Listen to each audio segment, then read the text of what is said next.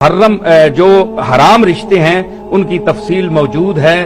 कुरान और सुन्नत में ऐसा कोई वाज़े हुक्म नहीं है कि जिसमें सैयदा का निकाह गैर सैयद के साथ ममनू हो, नाजायज हो, हराम हो, जबकि सैयदा खुद चाहती हो कि मेरा फलां शख्स से निकाह हो जाए, और वो अगर खुद राजी है, उसके औलिया भी राजी हैं, और अगर औलिया नहीं भी राजी और खुद वो राजी है तो वो हुर्रा मुकल्फा जो है वो अपने निकाह का खुद हक रखती है, वो कर सकती है।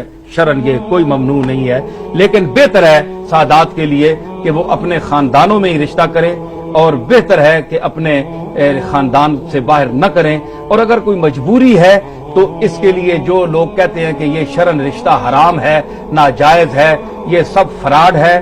शरीयत मैं भी जानता हूं, और मैं एक सैयद घराने का फर्द हूं, लेकिन मैं नसब से ऊपर शरीयत को समझता हूं। नसब नीचे है, कुरान और सुन्नत का मकाम ऊपर है।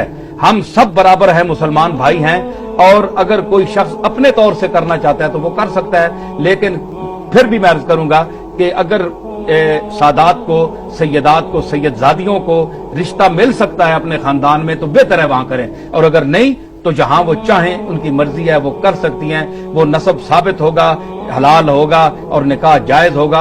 और जो फिर ये गुजारिश भी है कि जो हजरात सादात इस वजह से अपने रिश्ते जवान बिठाए रखते हैं, अपनी बेटियां बिठाए रखते हैं कि जनाब हमें रिश्ता कोई नहीं मिल रहा, हम क्या करें, हम सैयद घराना कोई है नहीं, बाहर नाजायज है, इनका निकाह हो नहीं सकता, तो ये गलत बात है। शरीयत में निकाह जायज है, निकाह हो सकता है। हाँ, ये गलत फहमी कि हजरत पीर मेर अली शाह साहब रहमतुल्लाह अलैह का नाम लिया जाए कि उन्होंने इस निकाह को हराम लिखा है, कोई हराम नहीं लिखा। मैंने इस पर पूरी किताब लिखी है, नामो नसब में मेरी किताब का नाम है, उसमें पूरी बहस की है, और मैंने इस मौजू पर उलमा से कहा है कि जिस शख्स को इसमें शक है वो मुझसे गुफ्तगू भी कर सकता है, मैं हाजिर हूं। टीवी पर कर सकता है, वैसे बैठ के कर सकता है, जिसको इख्तिलाफ है वो कर सकता है, और अपनी जगह बैठकर एतराज करने का और फूंक और गुस्सा चढ़ाने का फायदा कोई नहीं है। तो पीर मेर अली शाह साहब ने जो फतवा दिया था वो इगवा का केस था।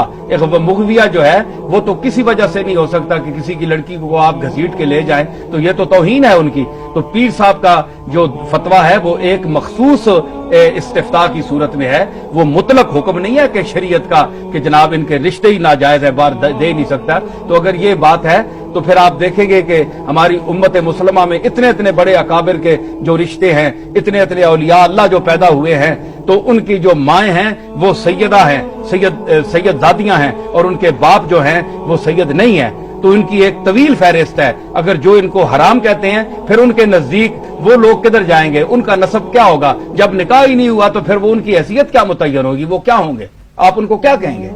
तो इतना जुल्म न करें, नसब के घमंड में आप शरीयत को न ठुकराएं। मैं इस पर एक शेर अर्ज किया था कि टक्कर न ले नबी की शरीयत से होश कर, दोज़ख में झोंकती है ये ठोकर लगी हुई।